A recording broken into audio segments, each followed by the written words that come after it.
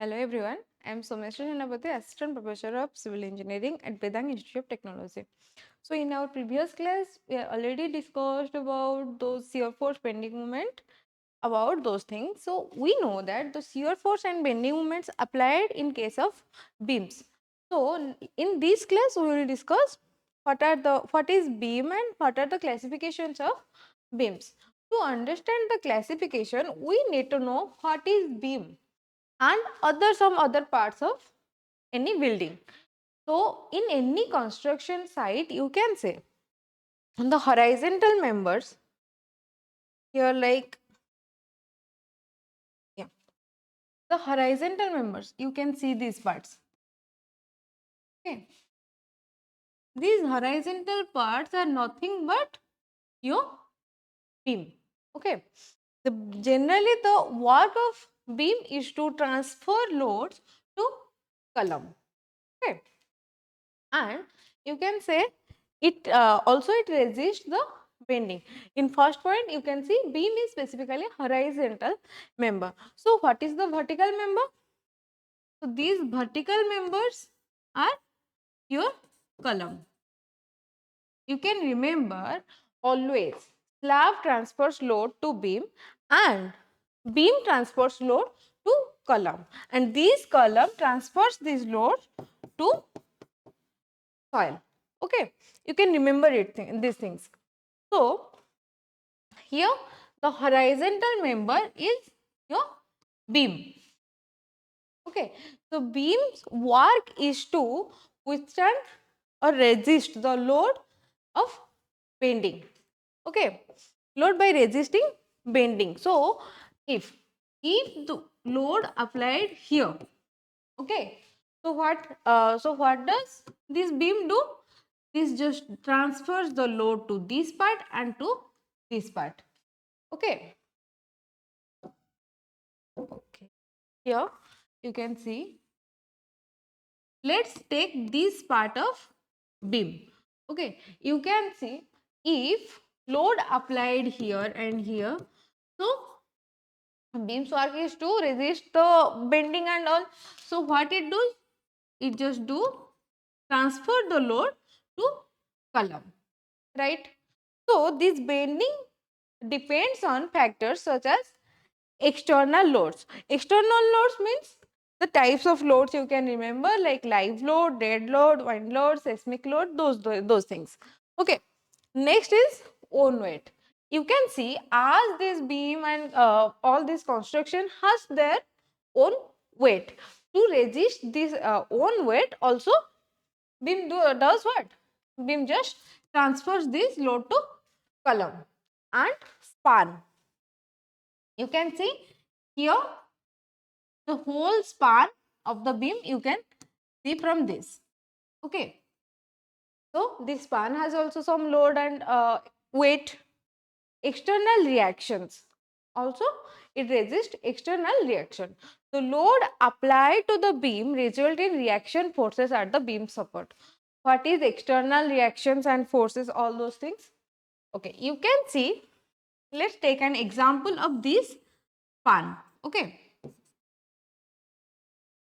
so what happens when application of load occurs? When application of load occurs at any span, it does transfers the load to this part and this part, okay, to this support. Here are these columns are the supports of buildings, or sorry, supports of beams. So these columns gives, after taking the load of beam, it gives some reaction forces. Okay, we will understand those things and those calculations better in after our in next classes. Okay, so the loads applied to the beam result in reaction forces at the beam's support points. Support points are nothing but your columns in practical. So next is what? The total effect of all the forces acting on the beam is to produce shear force and bending moment. The total effect. Okay, you can see the effect here. While application of load, here you can see one application of load is here. here is the applied load. So after application of load, you can see the bending of the beam. Okay, if this support is not here, so the beam will bend like this. So what shear force and bending moment within the beam, the every changes will be occur only within the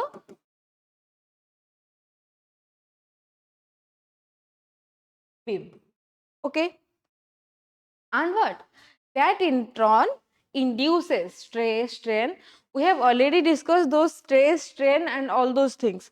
Now we will learn how those shear strain and deflections formed. Okay, so after application of load, there is formation of some bending, and from that there will be induction of stress strain and what deflection of beam. So beams are characterized by their manner of support. So the classification of beam occurs by their manners of support. Here you can see there is one type of support, we will discuss later. Okay, here you can see the support is little bit different. Okay, also here you can see the support is different. So these different types of supports can characterize the types of beam and shape of cross section. So what is shape of cross section? You can see from this. Sorry. So this T bar, okay, you can see this is T cross section shape, T shape beam. Now here from this you can see this is L shape beam, and you can see the channel section, this I bar, and here also I bar. Okay, so these are the different types of cross sections of beam and from their length and their material. So beams are classified by mainly two different types of things. One is their support system and another is the cross section, type of cross section. So we will learn the classification based on the supports. Okay, so let's understand what are the supports here. First thing you can see simply supported beam. Simply supported beam is nothing but if one end is pin or hinge and another end is roller support. So you can easily say that that is simply supported beam. Okay, one end is pin support and another end is roller support. Also, if two ends are roller supports, you can say that that is your simply supported beam. Okay, next is your what? Overhanging beam. Okay, so from this picture you can just generalize that here one part is hanged. Okay, there is no support in that part, so that's why we term that as overhanging beam. So the main definition is when the length of the beam extends beyond the support. Okay, if the beam ends here, so we will term that something different. If it extends more than the support, then it is termed as overhanging beam. Okay, next is what? Next is your cantilever beam. Simply supported, you know already, overhanging, you know. Next is your what? Cantilever beam. If one end is fixed and another end is completely free, so we will term that as cantilever beam. Okay. If in case here this end is fixed and also this end will be fixed, next we will term that as fixed beam. Okay.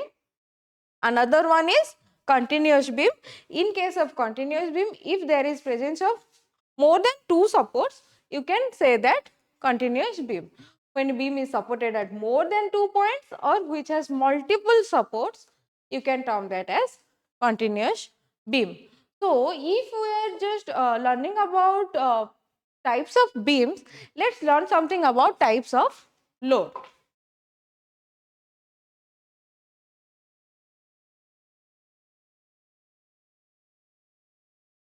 Generally, there are three types of load. One is what? Point load. Another is UDL and another one is UVL. Okay. So, when application of load is at one single point, then we will term that as point load.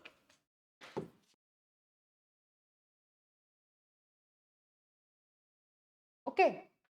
And if the application of load is uniformly distributed, that means the whole span will be distributed, the load will be distributed, it will be written like this. It will be till 10 kilonewton per meter square. It will be written like this. Okay. So what happens? So this whole span, the whole distribution of load will be similar in case of total beam. Okay, that will be uniformly distributed load, or you can say UDL. Next is what? UVL, uniformly varying load. If application of load is like,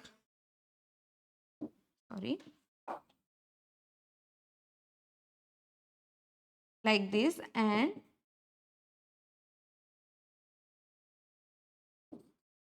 it can be vice versa. Okay, it can be like this also, in similar process this way also. Okay, it will be termed as uniformly varying load. Okay, it will be vary from this end to this end, or it can be vary from this end to this end. So total the types of load are like point load, UDL and OVL. So point load will be applied at a particular point, UDL will be applied uniformly, but total distributions will be similar, and UVL the variation will be similar all whole the beam. Okay, we have learned what are the types of beam and types of loads. In our next classes, we will discuss the formulas to use while calculation of shear force and bending moment. So, to know those formulas and to know some methods, you need to stay tuned. Thank you so much.